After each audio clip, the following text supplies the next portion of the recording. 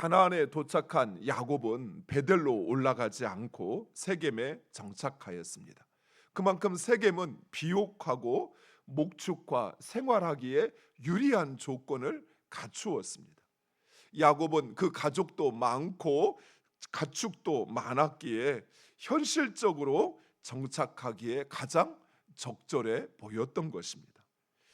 야곱은 세겜의 추장이었던 하몰에게 그 땅을 사고 그리고 그곳에 정착을 합니다.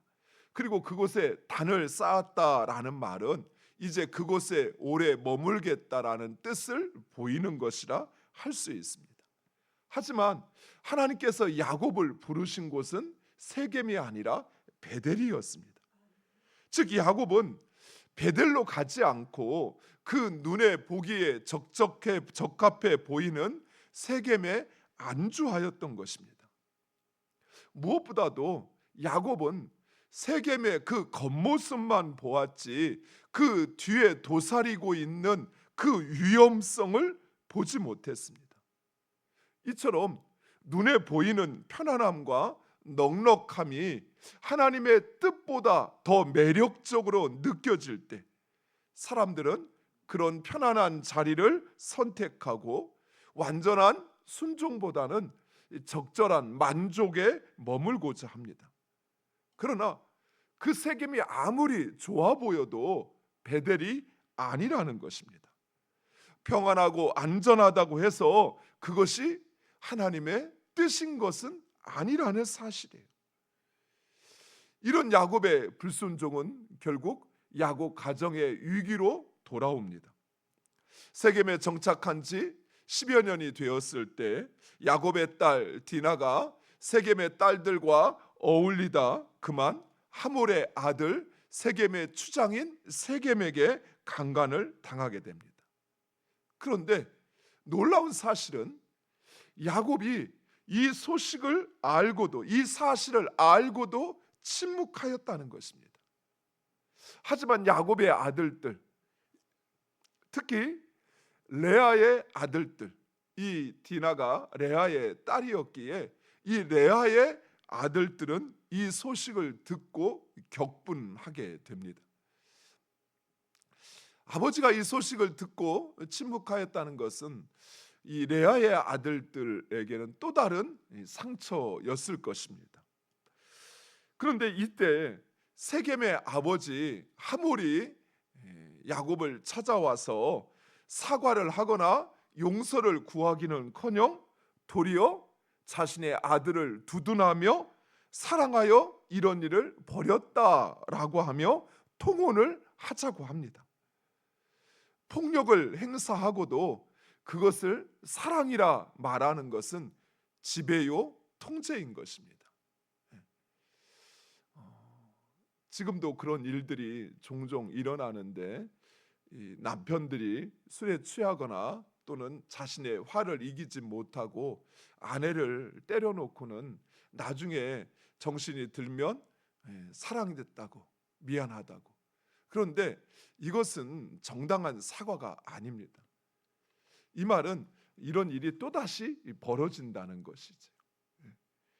자신이 행한 일이 얼마나 악한 일이고 그리고 자신이 힘이 있어 행한 일이라는 사실을 분명히 깨닫고 사과하고 용서를 구해야만 그래야만 또다시 이런 일이 벌어지지 않는 것입니다.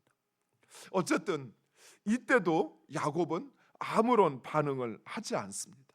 심지어 하나님의 뜻을 묻지도 않았습니다. 그러자 야곱의 아들들은 하몰과 세겜을 속여 세겜의 모든 남자들로 할례를 받게 합니다. 물론 이 일은 야곱의 아들들의 이 제안은 보복을 염두에 둔 속임수였습니다. 그 아버지의 그 아들들이죠. 야곱이 속임수를 그렇게 사용했던 것처럼 그 아들도 문제를 속임수로 풀어가는 것입니다. 그러나 그들의 제안은 이 야곱의 아들들의 제안은 언약의 상징을 악용하는 것으로 결코 하나님의 뜻이 아니라는 것입니다. 그러나 야곱의 아들들에게 속았던 이 하몰과 그리고 세겜은 그것을 좋게 여기어서 세겜의 모든 남자들로 할례를 받게 합니다.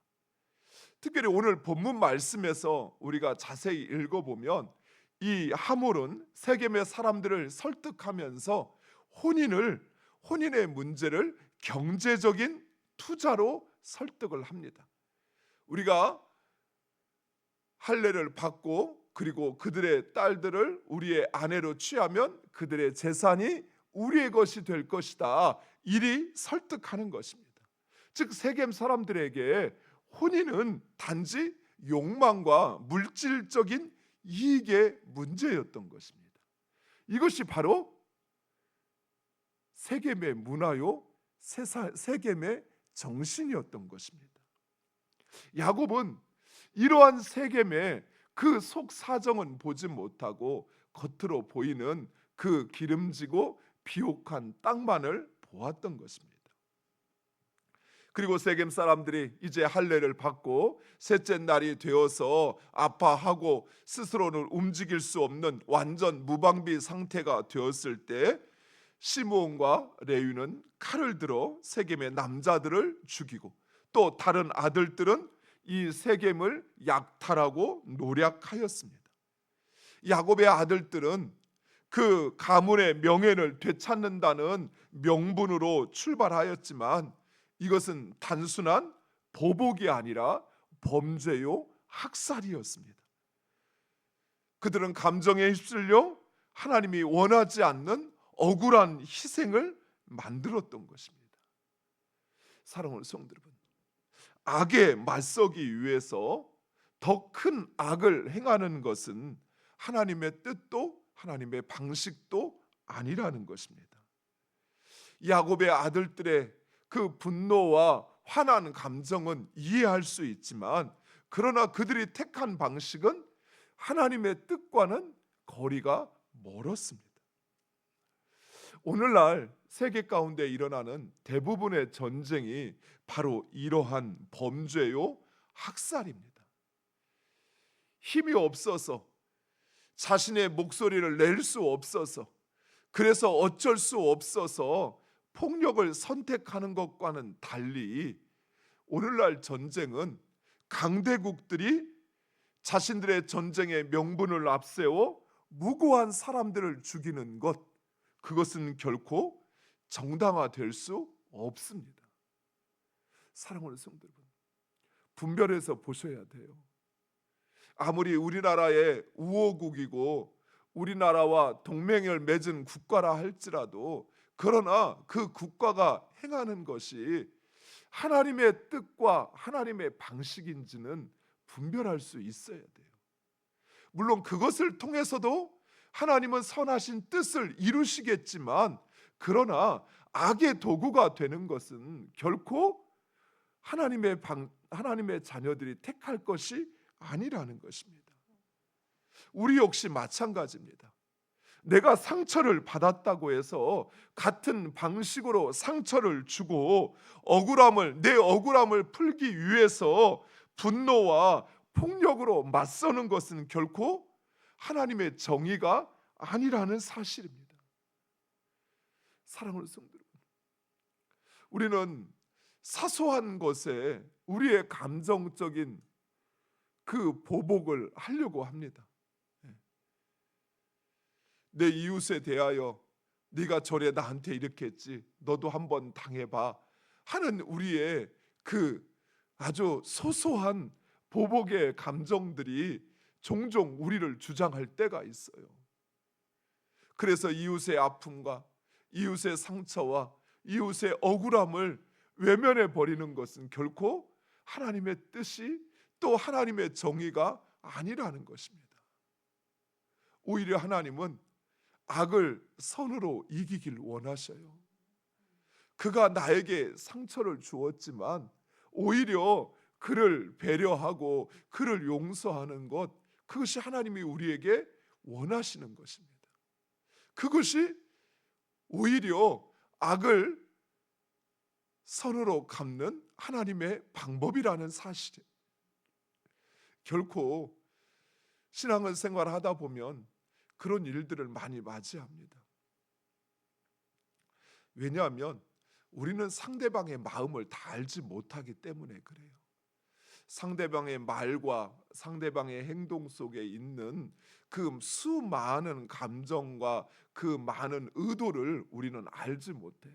다만 눈에 보이는 것, 그것을 보고 판단하기에 때로는 내 말이, 내 판단이 상대방에게 상처가 되기도 하고 때로는 그의 억울함 속에 내몰기도 한다는 사실입니다. 우리도 마찬가지지. 우리의 마음을 알지 못하는 사람이, 우리의 뜻을 알지 못하는 사람이 우리의 말과 행동을 판단하다 보면 당연히 상처받고 억울한 상황에 놓일 때 있습니다. 그러나 이 모든 것을 통해서 그 뜻과 의를 이루시는 분은 하나님이십니다. 그렇다면 내가 갚으려고 하지 마시고, 내가 되돌려 주려고 하지 마시고, 그러면 더 큰 상처가 나고 문제는 오히려 더 악해지고 심각해집니다. 하나님께 맡기셔요. 할 수만 있으면 오히려 선으로 그를 대하시기 바랍니다. 당장은 아닐지라도 언젠가는 깨닫게 돼요. 하나님께서 그로 알게 하셔요.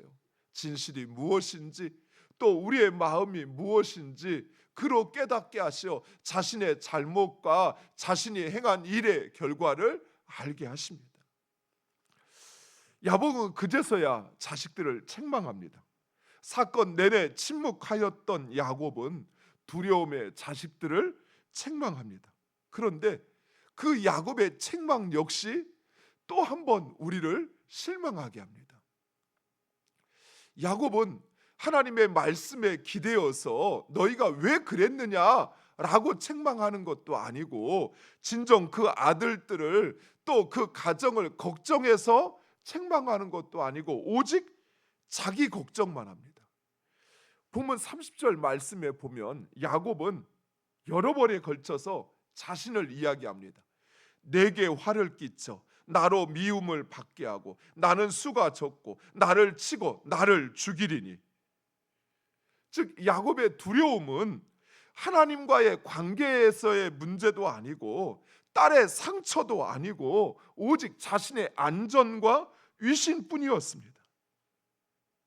이것은 야곱의 연단이 아직 끝나지 않았다는 사실을 보여주고 있는 것입니다.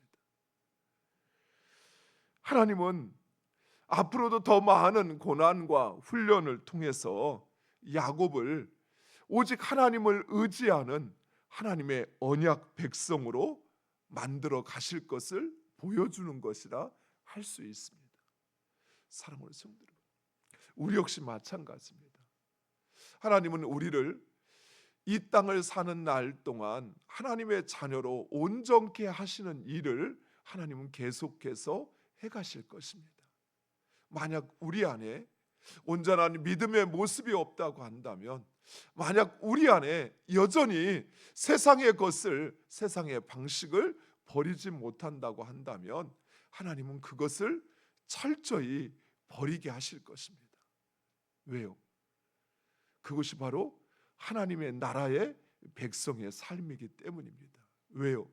그것이 바로 가장 행복하고 복된 삶이기 때문입니다.